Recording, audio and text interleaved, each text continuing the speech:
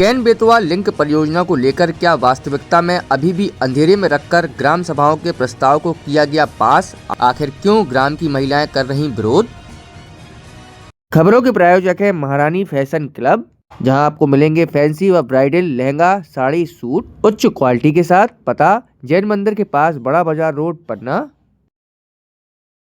केंद्र सरकार की महत्वाकांक्षी नदी जोड़ो परियोजना, जो कैन बेतवा लिंक परियोजना के नाम से समूचे बुंदेलखंड की खुशहाली को लेकर बयां की जाती है, वहीं इसकी जमीनी हकीकत कानून का पालन कराए जाने को लेकर एक बार फिर सुर्खियों में है, क्योंकि जिन ग्रामीणों की जमीन व मकानों को विस्थापित करने के लिए सरकार के द्वारा जिम्मेदार अधिकारियों के माध्यम से प्रक्रिया को अंजाम दिया गया, वहीं अब इन पर सवाल खड़े हो रहे हैं। जहां प्रभावित ग्रामीणों की विशेष तौर पर महिलाओं ने जहां निर्माणाधीन डैम के कार्य को रोके जाने को लेकर स्वयं जमीन पर उतरकर विरोध किया। इतना ही नहीं, इन ग्रामीणों ने ग्राम सभा की कार्रवाई को लेकर सवाल खड़े कर दिए। सबसे बड़ा सवाल तो यह है कि आखिरकार जब ग्राम सभा की कार्यवाही ग्रामों में हुई थी तो क्या इनके हस्ताक्षर पंचायत के रजिस्टर में दर्ज कराए गए, या फिर पंचायत में ग्राम सभा हुई ही नहीं? आखिरकार किसने ग्राम सभा का प्रस्ताव दिया? वहीं ग्राम पंचायतों की सरपंच के माध्यम से प्रस्ताव सरकार के जिम्मेदारों ने हासिल तो नहीं कर लिया, पर सवाल आज भी जवाब मांग रहा है जमीनी स्तर पर, जहां आम जनता खुलकर फर्जी ग्राम सभा कराए जाने को लेकर आरोप लगा रही है।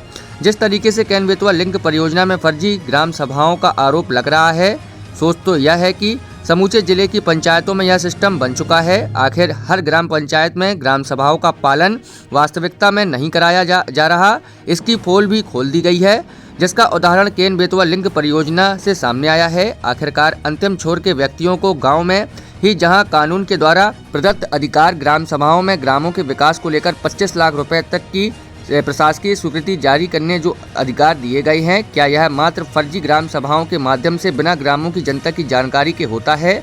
आखिर सरपंच व सचिव जो महज एक ठेकेदार के रूप में बनकर अपने हितों को साधकर पंचायत में ग्राम सभा की कार्रवाई का फर्जी कारण किया जा रहा है, प्रस्तावित पारित करने को लेकर आखिर क्या समूचे जिले में वास्तविकता में ग्राम सभाओं का पालन कराए जाने को लेकर दायित्व निभाए जाएंगे? सवाल नंबर 2, नोडल अधिकारी की भूमिका जो संदिग्ध है, क्या इसकी जांच कराई जाएगी ताकि वास्तविकता में ग्राम सभाएं हों, या आम जनता के हितों को ध्यान में रखकर ग्राम पंचायतों के ग्रामों में ग्राम विकास की अवधारणा साबित हो सके?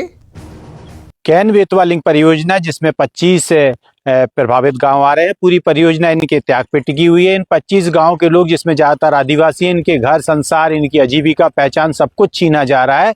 इसके बदले में प्रशासन यहाँ पर जो कानून है, भू अर्जन कानून, उसका पालन तक नहीं कर रहा है। ना इनकी ग्राम सभा, इनकी राय ली जा रही है, ना पूरी परियोजना में कहीं पारदर्शिता बरती जा रही है, और मुआवजा भी मनमाना और भ्रष्टाचार इसमें काफ़ी व्याप्त है। से लेकर हम लोग सैकड़ों से ज़्यादा आवेदन दे चुके हैं और कई प्रदर्शन कर चुके हैं, लेकिन यहाँ प्रभावितों की नहीं सुनी जा रही। इसीलिए आज प्रभावित गांव की सैकड़ों महिलाओं ने, जो हमारा ये मुख्य बांध है इस परियोजना का, ढोणन बांध, यहाँ पर आकर प्रदर्शन किया और इसके काम को रुकवा दिया है। महिलाओं का साफ कहना है कि ऐसा नहीं चलेगा कि आपका बुलडोजर मकान तोड़े जा रहे हैं, बुलडोजर हमारे मकानों पे और जमीन पे चले और कानून सिर्फ कागजों में चले।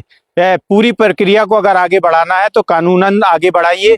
और मेरा निवेदन प्रशासन के उच्च अधिकारी, कलेक्टर महोदय और भी ऊपर के अधिकारियों से है कि यहाँ पर आएं और लोगों की जो भी जायज मांगे हैं उसे दबाने की जगह, लाठी और डंडे से दबाने की जगह, उनकी मांगों को सुने और उसका निराकरण निकालें।